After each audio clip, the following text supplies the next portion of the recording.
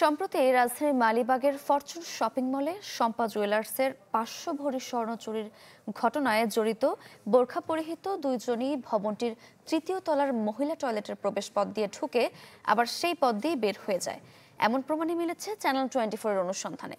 ঘটনার ৩ দিন পার হতে চললেও এখন পর্যন্ত গ্রেপ্তার হওয়া চুরি যাওয়া স্বর্ণ উদ্ধারের তথ্য নেই। ফখরুল হাসান হৃদয়ের ক্যামেরায় কাজী ফয়সালের রিপোর্টে বিস্তারিত। ফরচুন শপিং মলের দ্বিতীয় তলার একটি দোকানের সিসি ক্যামেরার ফুটেজ, যাতে স্পষ্ট ৫০০ ভরি স্বর্ণচোর চক্রের আনাগোনা।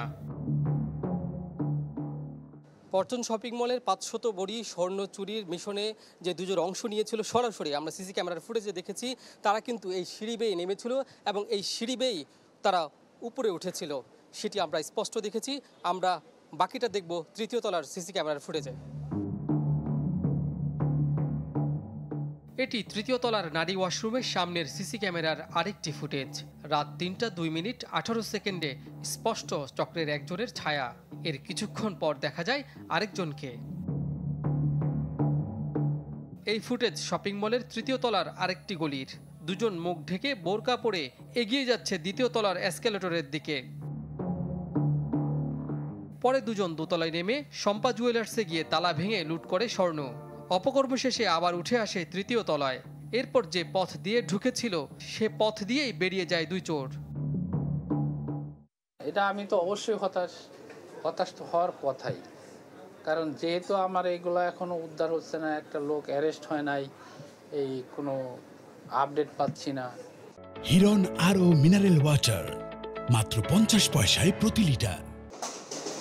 এই ঘটনায় এখনো আতঙ্কে শপিং মলের ব্যবসায়ীরা। এই চিন্তায় আমি একটু মনে করেন উদ্বিগ্ন আছি।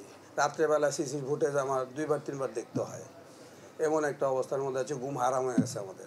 এত নিরাপত্তার মাঝখান থেকে কিভাবে এরকম একটা ঘটনা ঘটে, এটা আসলে কর্তৃপক্ষের দেখা উচিত।